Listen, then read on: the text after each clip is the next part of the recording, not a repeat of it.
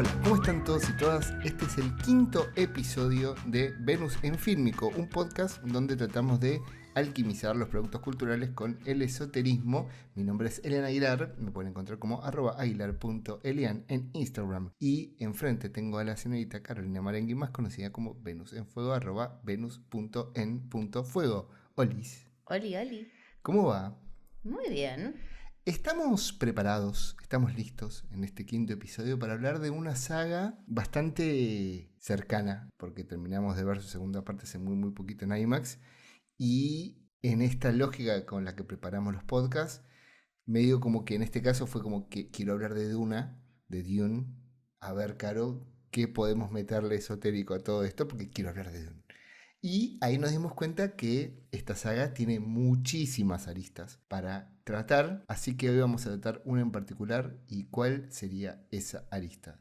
Señorita Carolina Marengui, alias Venus en Fuego. Bueno, hoy venimos a trabajar un poquito más desde el tarot, en verdad, que desde astrología. Y vamos a trabajar un poco en primer lugar, con numerología, para centrarnos en el número 2. Y después específicamente un poco más en la figura de la papisa, dentro de lo que es el tarot de Marsella, para quienes conocen un poquito. Para quienes no sepan de qué estamos hablando, Dune es en realidad una serie de novelas escritas por Frank Herbert.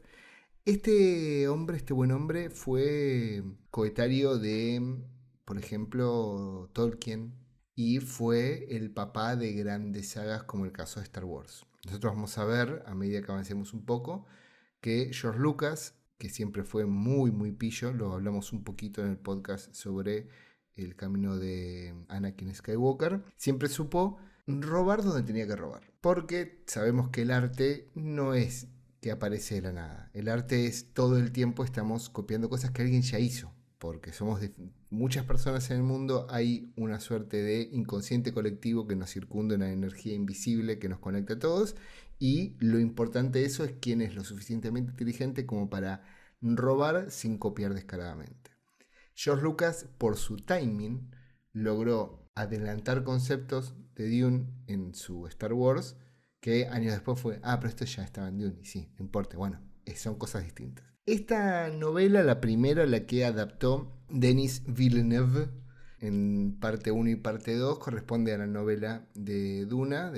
Después sigue Mesías y Hijos de Duna y un par más, porque los 4 primeros libros que escribió Frank Herbert luego siguieron, como pasó con Tolkien, con los hijos, utilizando notas que le había dejado para continuar con esa novela. Básicamente, Duna es la historia de Jesucristo adaptada al hiperespacio. Básicamente, recuerden que yo siempre, esto lo aprendí, me acuerdo, en la facultad y nunca encontré el texto. Había un escritor que hablaba de que en la historia de la humanidad solo hay 33 historias y que el resto son todas adaptaciones de esas 33 historias. Caperucita es una historia, Cenicienta es una historia. Hay 33 nada más, por eso justo en ese momento me acuerdo que había salido el disco de Catupecumacho, Cuentos Decapitados, que tenía 12 temas, pero luego tenía 22 tracks escondidos y en el 33 había un tema. Y dije, acá hay algo.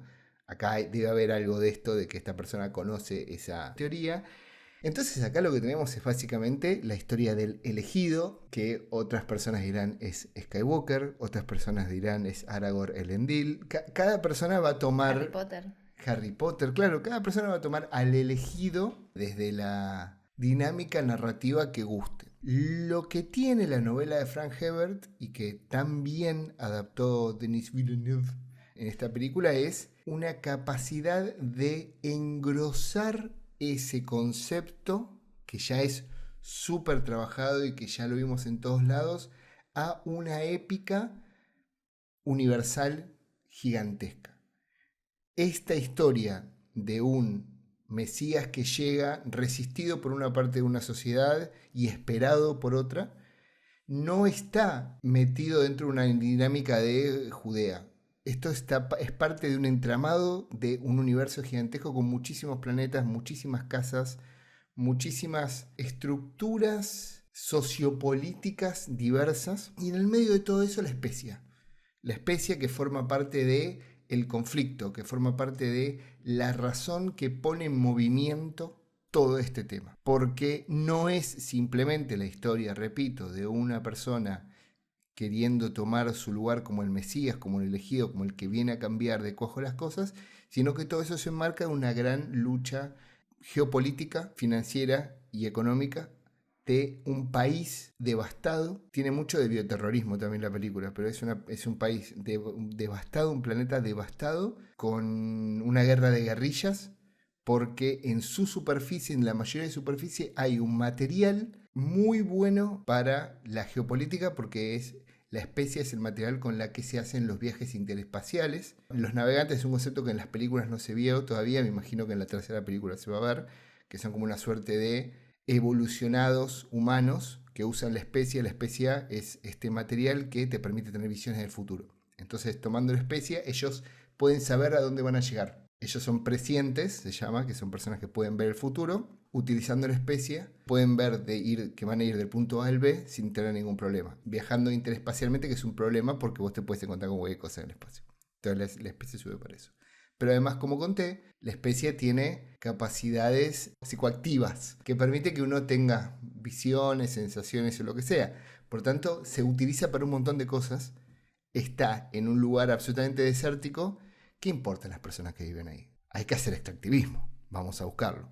Y en el medio de todo eso, una lucha de poder entre 3 de las 7 grandes casas que hay en este universo. Es una historia súper grande, compleja, muy política, que en el libro juega muchísimo con el viaje en el tiempo, con la posibilidad de entender qué es lo que va a pasar, pero creo que lo que logró Villeneuve es poder adaptarlo. Y tengo casi, les diría, la certeza de que es uno de los primeros nuevos clásicos de esta generación. Hacía muchos años que no aparecía un nuevo clásico que permita contener a una parva gigantesca de fanáticos que van a partir de ahora esperar todo lo que venga de Duna y de Villeneuve, porque necesitan eso. Pasó, creo que yo hacía memoria, bueno, el universo cinematográfico de Marvel puede haber sido lo anterior, la saga de Rápidos y Furiosos, John Wick, y ahí no hay mucho más. Nosotros pasamos de El Señor de los Anillos, Harry Potter, todo, a esto recién. Digo, pasó mucho tiempo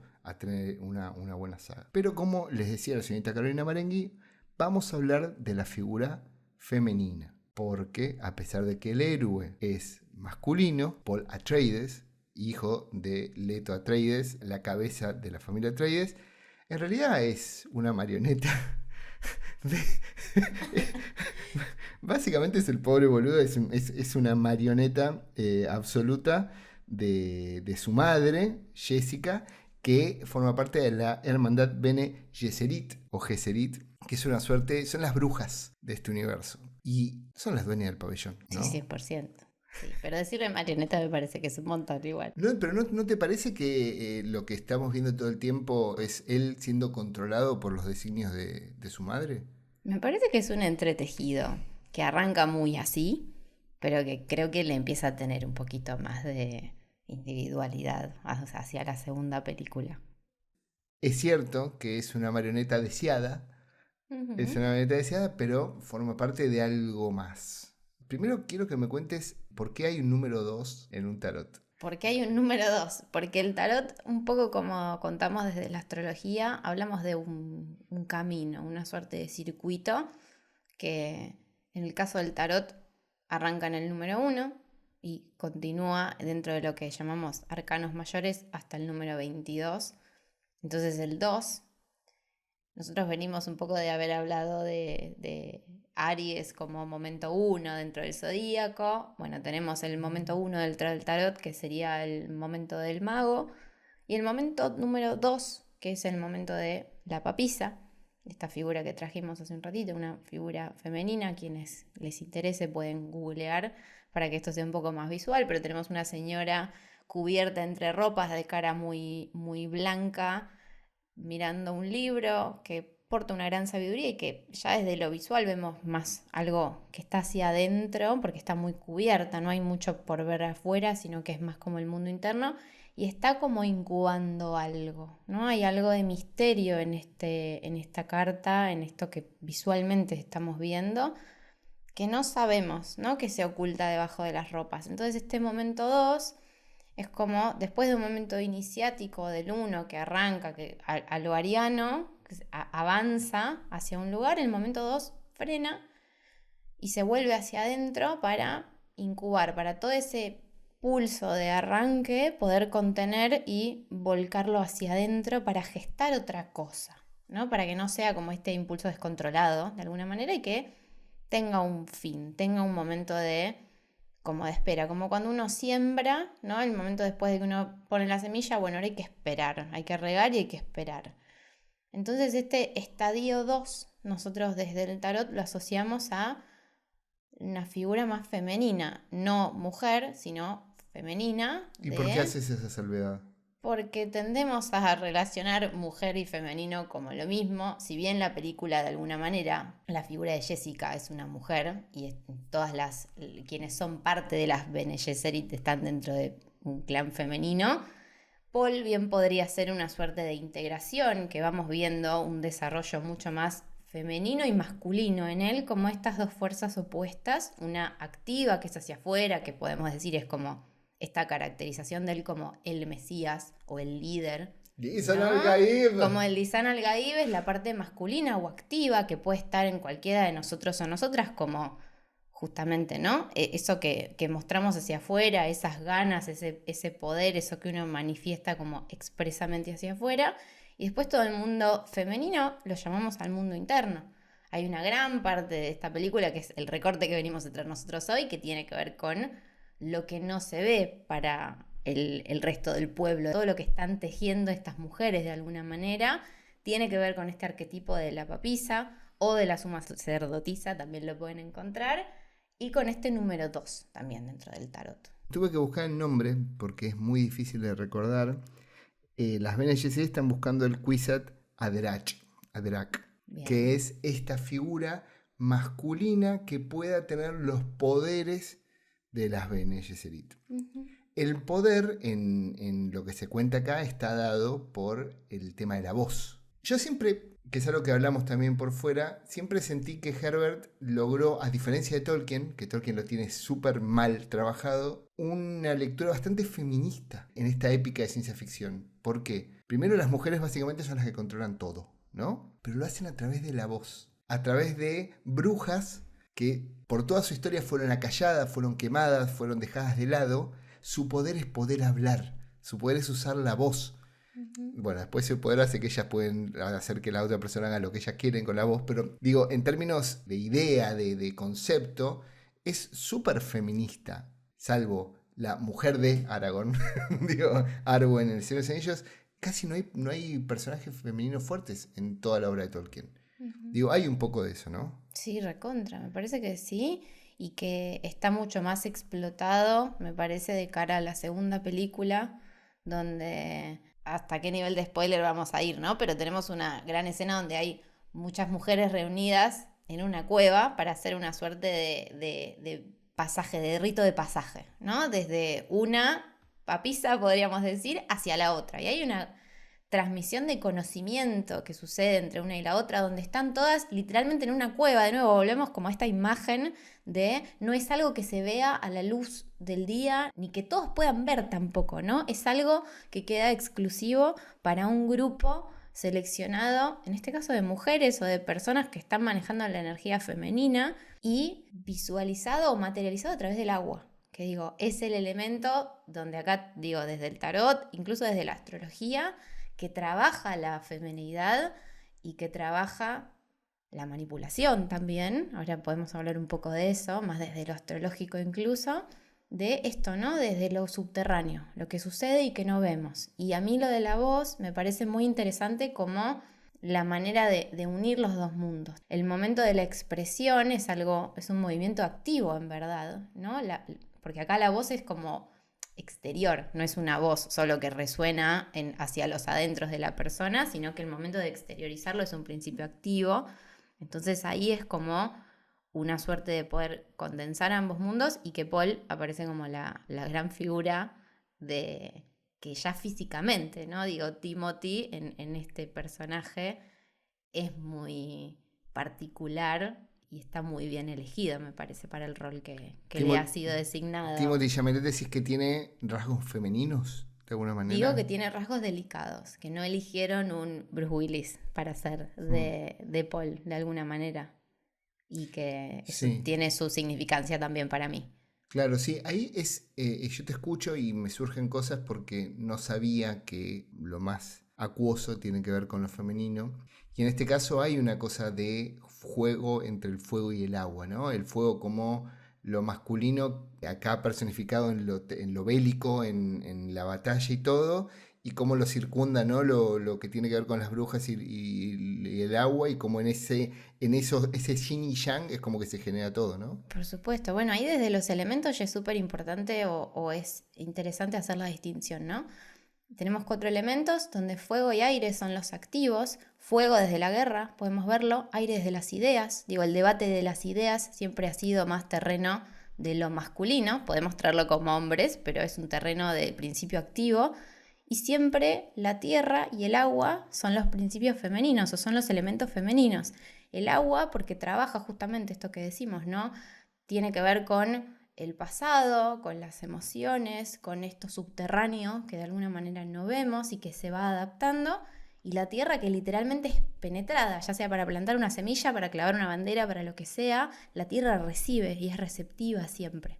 Y fíjate que si hablamos de feminismo o hablamos de brujas y demás, las brujas no solamente se la pasaban entre mujeres y con todo lo que sea no sé, podemos traer pócimas o armados, sino que trabajaban la tierra o eran sabias de la tierra, las que saben de hierbas o de las plantas de medicina herbal, eran las brujas. Y tiene que ver con esto, con que estaban en su elemento. En Dune se trabaja mucho más claramente el agua como elemento, digo de nuevo, ¿no? Materializado, lo vemos constantemente, que el agua es un lugar donde están los recuerdos también, digo, todo lo que son los muertos también está asociado a una gran masa de agua y eso también desde lo elemental que traemos acá hace mucho sentido, porque yo cuando me voy a hablar de mis raíces, puedo pensar en la tierra, en las raíces de un árbol, pero esas raíces fueron alimentadas por agua, también esa tierra se mezcló con agua.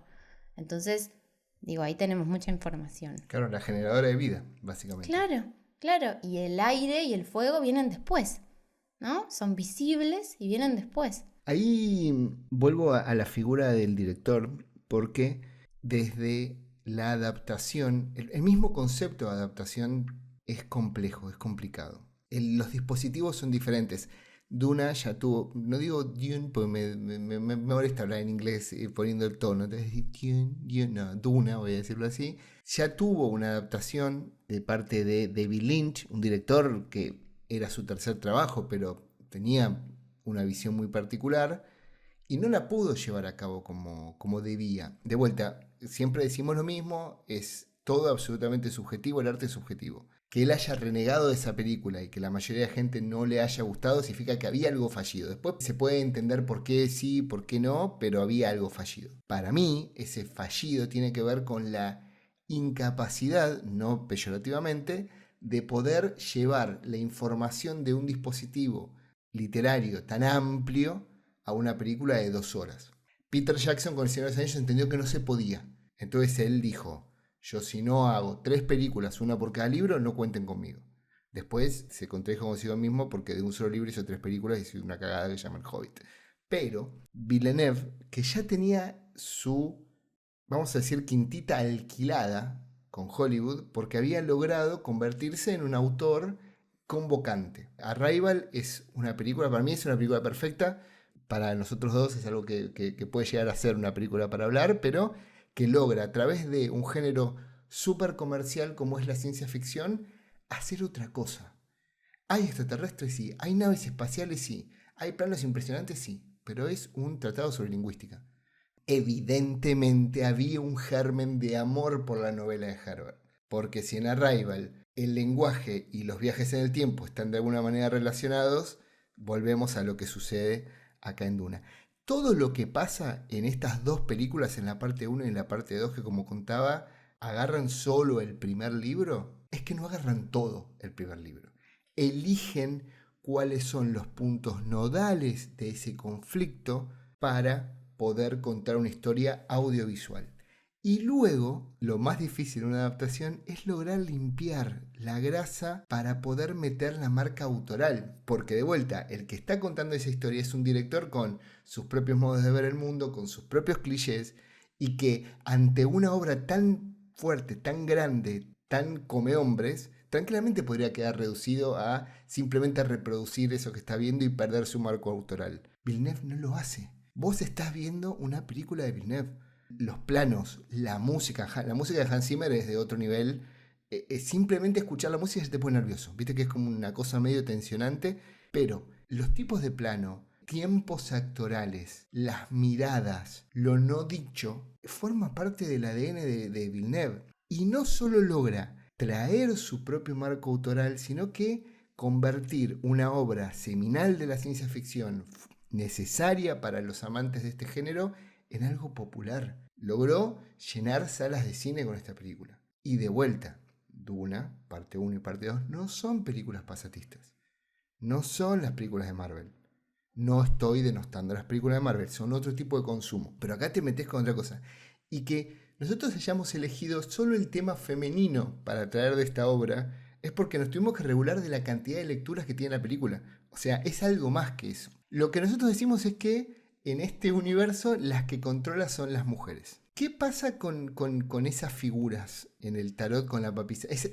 Que sea la segunda carta tiene que ver con algo. ¿Hay algo ahí de eso? Claro, ahí tenemos un primer momento que era más bien activo o masculino, que era como salir al mundo, que de vuelta lo relacionamos con la astrología y encontramos un poco la misma analogía, ¿no? El momento 1, el momento Aries, es un nacer, salir, pulsión de vida, tengo que moverme y mantenerme vivo como sea.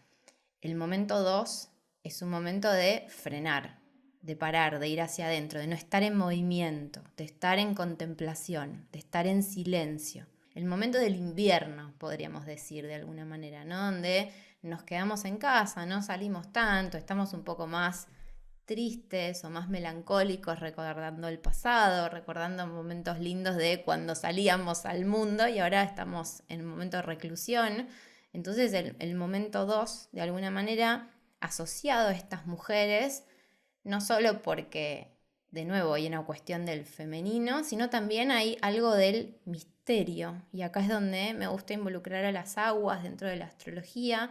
Cuando hablo de aguas, hablo de los signos Cáncer, Escorpio y Piscis, que son signos que al compartir elemento y trabajar desde el plano del no dicho, que era algo que vos traías recién, justamente no vemos todo lo que están tramando, todo lo que están sintiendo, todo lo que están atravesando. ¿Cuántas veces tal vez nos hemos cruzado? O si vos que estás escuchando esto del otro lado tenés energía en alguno de estos 3 signos, sentís que el mundo conoce muy poco de lo que realmente vos sentís, o de lo que vos realmente pensás, o de lo que realmente algo te atraviesa de determinada situación. Porque hay un mundo interno, privado, que es solo para vos o para unos muy pocos o muy pocas que pueden de alguna manera penetrar las grandes compuertas que tienen las aguas, que esto es lo que a veces nos encontramos de afuera y no tanto vemos esa cuestión más tierna o esa cuestión más intuitiva. Yo a veces hablo como de que las personas con mucha energía de agua tienen como antenas para estar detectando lo que no se ve.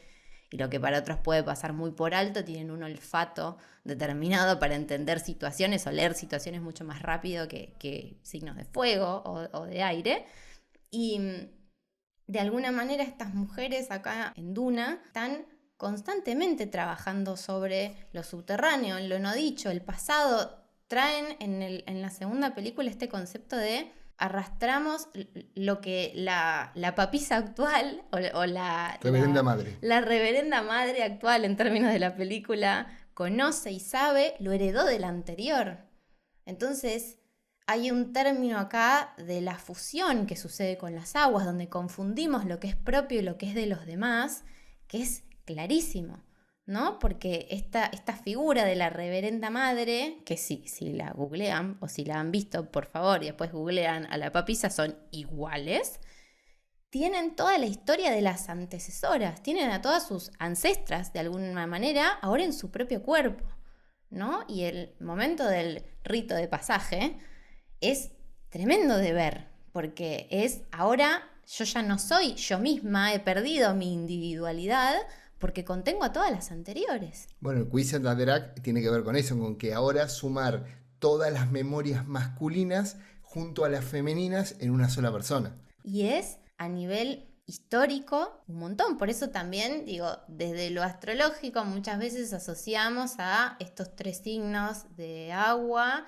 al pasado, porque recuerdan, a veces se los tilda como de que si vos lastimaste a un Cáncer, a un Escorpio, a un Piscis, se van a acordar toda la vida, porque justamente recuerdan, viven mucho en el pasado, se alimentan del pasado, ¿no? Hay algo nutricio en volver, porque volviendo me recuerdo, entonces es como una cuestión cíclica, súper subterránea de nuevo, porque no es algo que muestren al mundo externo, y acá digo, pasa exactamente eso, porque el pueblo, digamos, la gente que está fuera de la cueva, no tienen ni idea de lo que está pasando ahí adentro, ¿no? Es un mundo de ellas que solo ellas conocen cómo sucede, cómo es ese rito, cómo es la toma de este agua azul, y es mágico. Esta cuestión de estar incorporando a mi propio cuerpo, y acá fíjate cómo se mezclan la tierra, ¿no? El envoltorio físico con el agua, ¿no? El tomar el agua, estoy mezclando tierra con agua literalmente, y de esa manera es que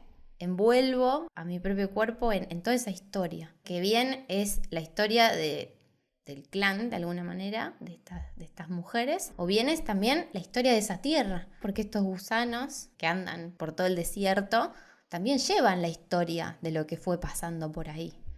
Jessica, Rebecca Ferguson, que no se puede creer lo que actúa esa mujer y no se puede creer los rasgos y la mirada que tiene. O sea, puede ser una película solo con ella, mirando a un costado, y yo puedo estar 1 hora y media mirando ese plano. Porque hay algo, no sé, que tiene algo en la mirada, en los gestos, en que comunica muchísimo con nada. No tiene mucho sentido lo que sucede. Ella tiene esta capacidad de seguir siendo madre, de seguir siendo tutora, de seguir siendo manipuladora, porque ella es súper manipuladora. Y yo creo que ahí hay un tema de adaptación. Siento que aparece la otra gran mujer de esta historia, que es Chani, que está representada por Zendaya, que para mí nunca termina de ser un personaje femenino fuerte a ver, vos estás tú en una película viendo cómo Paul Atreides se imagina a Chani y la ve aunque no la haya conocido, ¿no? Y es su futuro. Pasa la segunda película, sí, se besan, qué sé yo, y bueno, no vamos a spoilear, pero toman caminos diferentes. En cambio, la figura de la madre está súper presente todo el tiempo. ¿Vos qué ves ahí en el papel de Chani? ¿No está un poco desvirtuado? Para mí está mucho más planteado desde un polo masculino el personaje de Chani, en verdad, ¿no? Como que si uno, de vuelta, si tuviera que de alguna manera dividir en polos a todo lo que es el entorno Duna, por un lado tenemos las batallas y todo lo que sucede a nivel pelea cuerpo a cuerpo por conquista de territorio, por conquista de la especie, la pelea más política, digamos, y después todo lo que pasa en el mundo subterráneo desde el tejido de las Bene Gesserit. Entonces todas las figuras de mujeres que terminan quedando en la parte de arriba, de alguna manera, para mí quedan como con menos poder en algún punto, porque ahí ganan los hombres, ahí ganan las figuras de los hombres porque tienen más potencia, porque tienen más fuerza. Si tenés que poner a 2 mujeres y pones a una mujer queriendo tomar un masculino que no sé hasta dónde ella tal vez tiene, y pones a una mujer en un lugar bien femenino, empoderándose completamente, como es lo que le hacen al personaje de Jessica, ¿no? Que toma muchísimo más protagonismo en la segunda película. O en la primera la vemos esto mucho más en modo leona protectora de su hijo, ¿no? De sacarlo de la situación en la que está y de saber lo importante que su hijo terminaría siendo. Pero ella hace una entrega de sí misma al entregarse como esta labor que de alguna manera le cae en sí misma, que es imposible que los ojos no se nos vayan ahí también, me parece. Claro. Porque entendemos que es esto que decíamos al principio, el poder o los hilos de verdad están tirados por estas mujeres, no por lo que está pasando arriba. Sí, ¿no? Ni por la pelea por la especia. No, que aparte es súper evidente que Villeneuve lo sabe, que estructuralmente luego de la presentación del otro hijo Harkonnen, interpretado por Austin Butler, al toque que lo ves a él habiendo derrotado a uno de los Atreides que quedaba, aparece una mina de la nada, le endulza un poco el oído y listo. Y ya lo tiene bajo control, no tuvo que hacer nada. Versus ver a un tipo haciéndose el poderoso con miles gritándole, a la siguiente secuencia viste como una mujer con 2 palabras y cama, y logró lo que quería. Lograron todo lo que ellos querían, que seguramente va a tener consecuencias en lo que siga después, simplemente con eso. O sea, yo siento que Villeneuve también sabía esto. Y ahí creo que trajiste otro tema que me parece muy interesante, que es la capacidad de este grupo de las Bene Gesserit de conocer el futuro, de la línea de tiempo, como se queda disuelta y no es una línea en ellas, sino que es una convivencia de pasado, presente, futuro constante, y que como el verdadero poder está en parte ahí, ¿no? En conocer, y al conocer cómo sería ese futuro, mover las fichas del presente de las maneras en las que ellas saben y en las que ellas pueden, ¿no? Que de vuelta vamos a un conocimiento que no tienen todos, que lo tienen ellas y que no sale de ellas mismas, no lo comparten. Vos tenés que ser parte para poder acceder a ese conocimiento.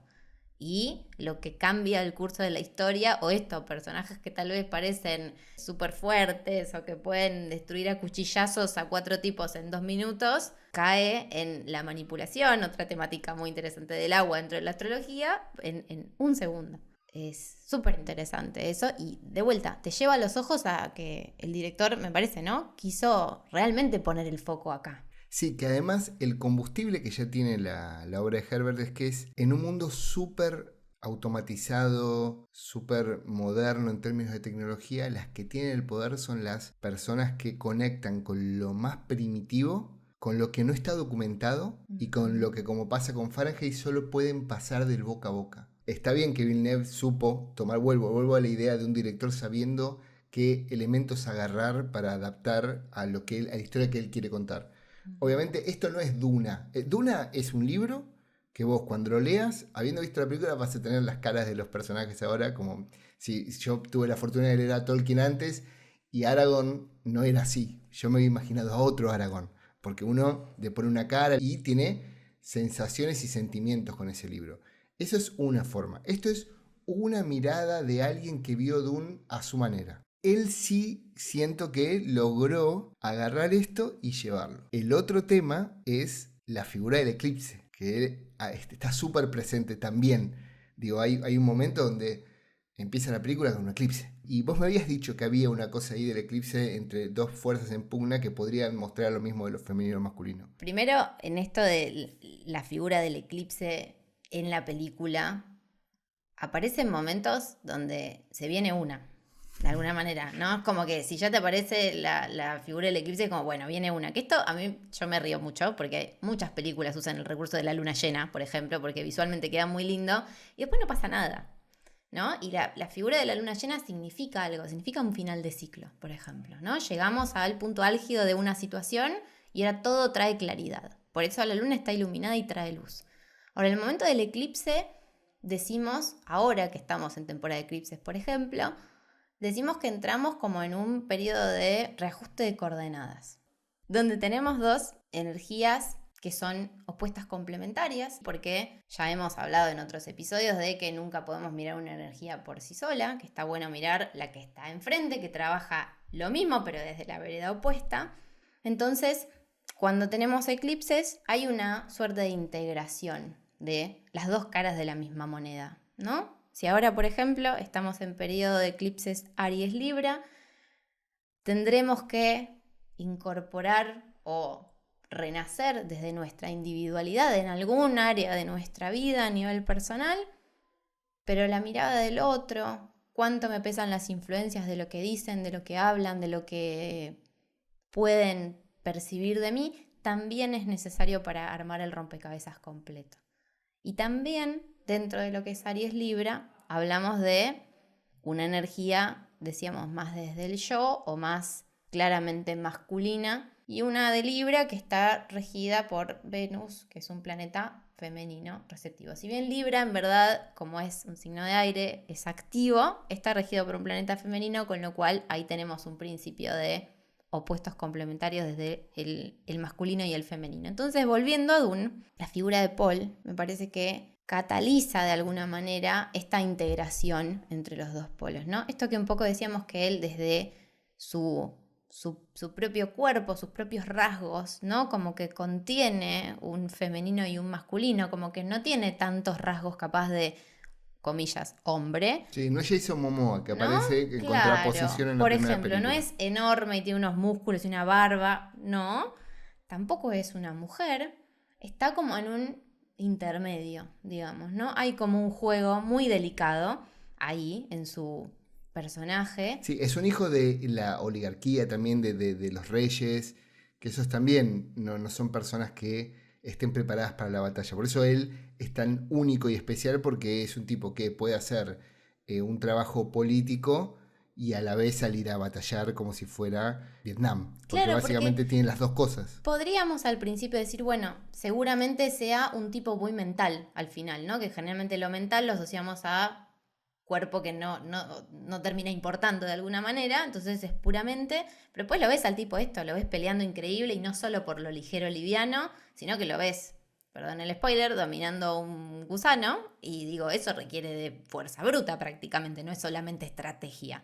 Entonces, hay algo del juego que él representa, ¿no? Desde su corporalidad, que yo creo esto integra, busca una suerte de integración de los dos polos, ¿no? Y es esto que decíamos al principio, desde la madre trae toda una cuestión mega femenina del agua, de la historia, de lo que no vemos, y después más desde el padre, todo su vínculo con la política, la batalla, el intercambio, el tener que ir a negociar en determinadas instancias con otro, el ser cable para conectar con otro pueblo, utilizando la otra lengua, también lo representa ahí. Entonces, en este periodo en el que estamos ahora, ¿no?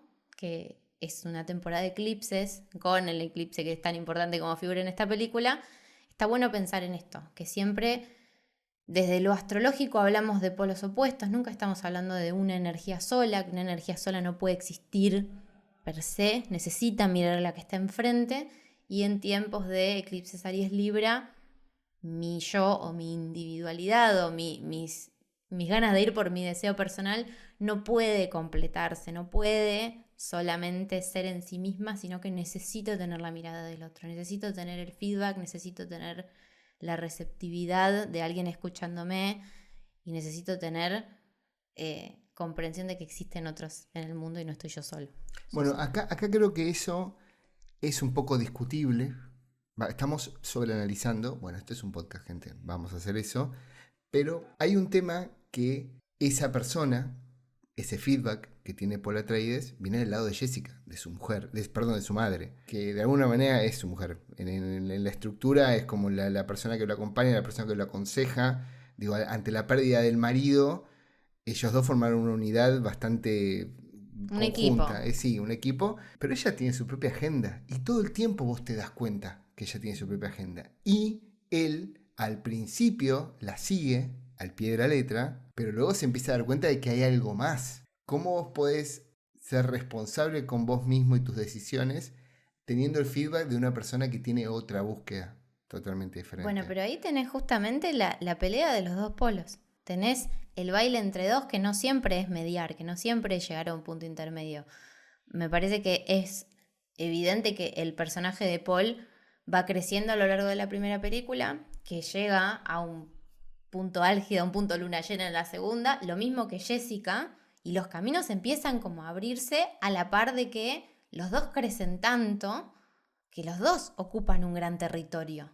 Entonces, esto de encontrar un lugar intermedio se vuelve muy difícil, ¿no? Porque cuando hablamos de Aries Libra, por ejemplo, hablamos de uno es el que toma la delantera o el que lidera y el otro está haciendo atrás como de soporte. Y después al revés, ¿no? Y después el que hacía de soporte pasa adelante a liderar. Y ellos dos empiezan a tener sus roces, ¿no? Que no es así cuando arranca quizás la segunda película, esto se va como incrementando hacia el final después, porque los dos han crecido mucho en poder, cada uno en su en su individualidad, como en su Aries, en su persona, y a la hora de poner en común, que es capaz más el momento Libra, ¿no? Del llevar, bueno, yo llevo mi parte, vos traes la tuya, ¿qué hacemos entre los dos? Las aguas chocan bastante. Y también no olvidemos, me parece, Jessica termina muy perdida la figura individual de ella de alguna manera al ingresar a todo este mundo de convertirse en una reverenda madre, ¿no? Como... Sí, yo siento que ahí está, bueno, esto vamos a hablar mucho más en otro podcast porque es una historia que da para mucho. Está también el tema de la hija de ella, ¿no? Que es la persona, la nueva consejera, la nueva reverenda madre, pues en realidad por transición termina siendo la nueva reverenda madre a pesar de que no existe. A mí entiendo esos roces, pero fíjate cómo se mantiene la misma tónica y la misma idea inicial, que es, a pesar de que Paul Atreides cree que está haciendo lo que quiere hacer, verdaderamente está haciendo lo que la madre quería siempre desde un principio. Porque la madre quería que él sea Lisan al-Gaib y quería que vaya al sur y que lleve la palabra. Y él, si iba al sur, sabía que iba a haber un conflicto bélico grande donde iba a morir gente. No quería ir, no quería ir, no quería ir. ¿Qué pasa? Termina yendo. No quería formar parte de este ritual, termina formando parte. No quería ser elegido, termina siendo elegido. Volvemos a la idea de que sus decisiones no son sus decisiones, sino que son las decisiones de la madre, que a pesar de que es un cabo suelto de las Bene Gesserit, es parte de ella también. Lo Sí, quiero o no. sí, es recontraparte. No sé si es un cabo suelto, para mí es fundamental ella ahí como tirando los hilos del propio hijo. Pero ella está en conflicto con la reverenda madre de las Bene Gesserit originales. Hacia el final del primer libro de Duna, lo que sucede es que tenés muchas personas con capacidades de ver el futuro, el presente y el pasado al mismo tiempo. Por lo tanto, la lucha está dada en los lugares en donde no se ve, en los puntos ciegos, ahí está, esa era la expresión, en los puntos ciegos entre las intersecciones del conocimiento holístico, esta cosa de personas omniscientes que saben todo lo que va a pasar. Bueno, ¿dónde podemos batallar? Porque si no es como una gran partida de ajedrez donde la otra persona ya sabe cuál va a ser tu cuarto movimiento que después. Y digo, ¿cómo juega? Entonces ahí hay algo que nunca llegas a entender si Jessica termina siendo funcional a las Bene Gesserit en un principio o no, porque la búsqueda de ellas es encontrar Mesías. a este Mesías que tenga las otras historias, la parte masculina de la historia de la humanidad.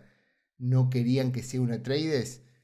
Bueno, hay una explicación, obviamente no vamos a hacer tanto spoiler, porque es una película más nueva. Si escucharon el anterior de Duro de Matar, no nos importó mucho con la película del 88, acá no. Pero hay algo, ¿no? También ahí, y que me parece súper interesante. Si lo vemos con el lente de hoy, súper adelantado a la época. Porque digo, estamos en un momento de la historia donde los conflictos de, sobre todo, el mundo occidental estaban dadas por hombres que peleaban batallas y guerras. Digo, estamos entre la Primera y Segunda Guerra, estamos en... O sea, lo único que sabes de mujeres es la Mata Hari, porque era una espía mujer que hacía lo suyo.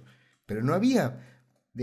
existían mujeres que iban a la guerra, obviamente, pero en el canto popular de lo que estaba pasando, lo que conformaban eso eran hombres.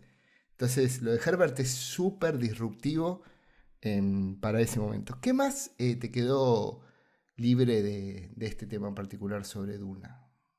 Me queda traer un poco que no quisiste ahondar, para mi sorpresa, en el embarazo de Jessica, pero, Estoy tratando de cuidar los spoilers.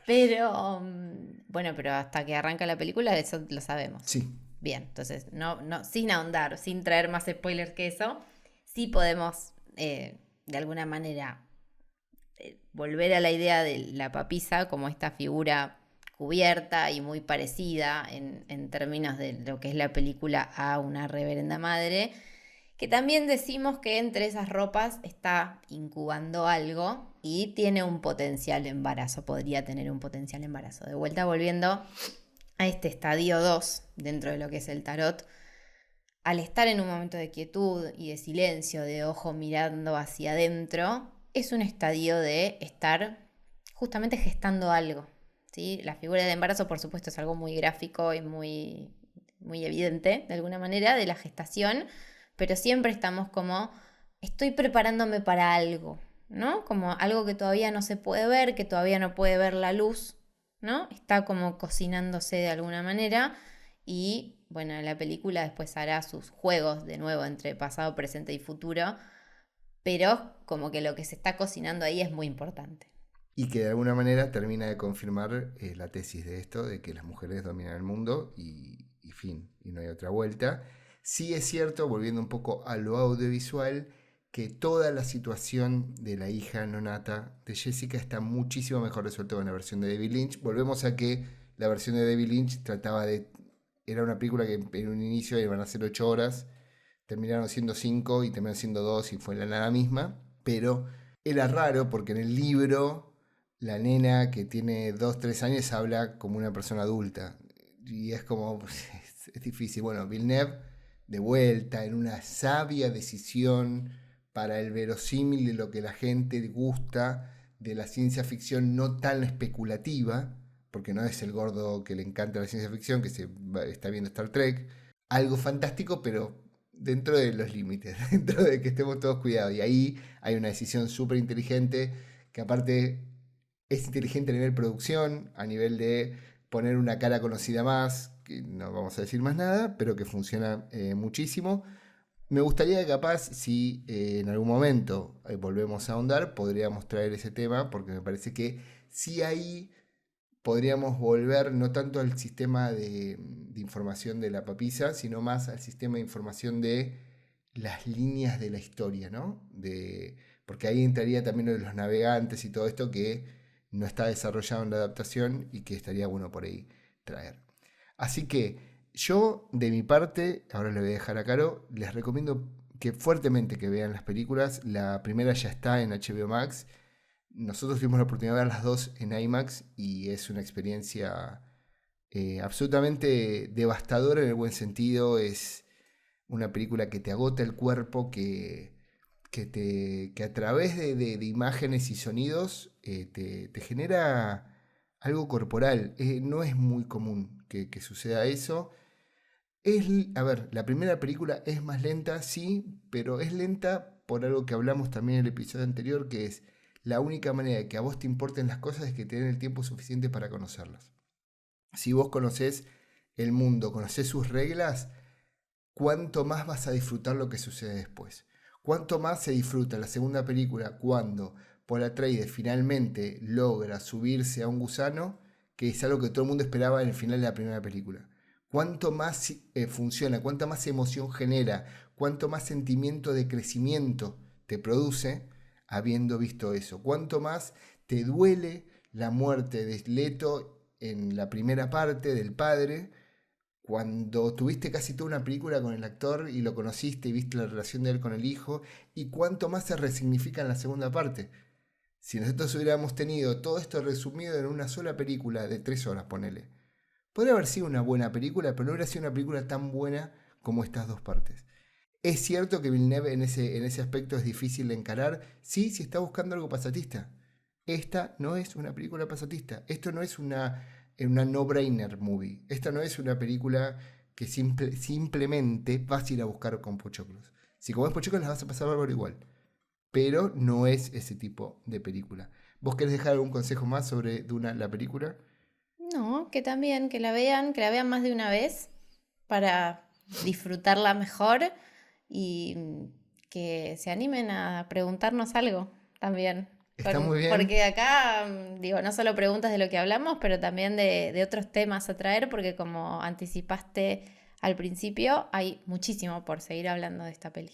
Sí, sí, es una película que permite muchas lecturas y vuelvo a la alegría que me generó cuando me enteré que la segunda parte recaudó muchísimo, que me dio a entender que hay un público que quiere este tipo de relatos, que quiere volver a sentir un clásico, que vuelve a sentir una saga que lo interpela sin tomarlo de tonto y que además es un espectáculo a nivel realizativo. Los planos, el arte, las actuaciones, digo, hablamos muy poco, pero Javier Bardem, Josh Brolin, Paul Walker, Digo, hay una cantidad de elementos que me parece que la convierten en un clásico total que hacía falta y esperemos que eso lleve a más. Recuerden que esto, si lo están escuchando en Spotify, suscríbanse para enterarse de los capítulos que van saliendo todos los viernes. Ahí descubrimos que hay una cajita que pueden dejar comentarios, y si no, se comunican en mi Instagram @aguilar.elian o @venus.en.fuego, ahí con en Venus en Fuego. Incluso ahí pueden pedir, hacerse sus cartitas astral y esas cosas que sirven un montón. Nos vemos la semana que viene. Chau, chau, chau, chau.